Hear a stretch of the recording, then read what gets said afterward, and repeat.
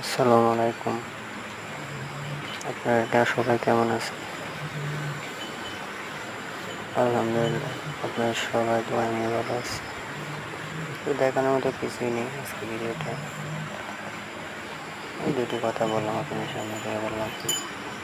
কথাগুলো হলো যে আমার অনেকদিন শখ নেই বা শখ যদি কোনো আমি গরু পালন করবো, এগুলো ঠিক আমাদের আর্থিক অবস্থা আমাদের সেরকম ভালো না। তারপর মনের ইচ্ছা ব্যাক করা,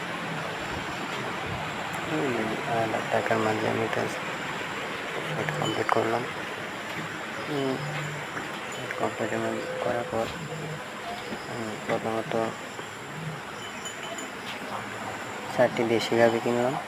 যেগুলো আপনি দেখতে পাচ্ছেন এগুলো আমি ক্রয় করেছি।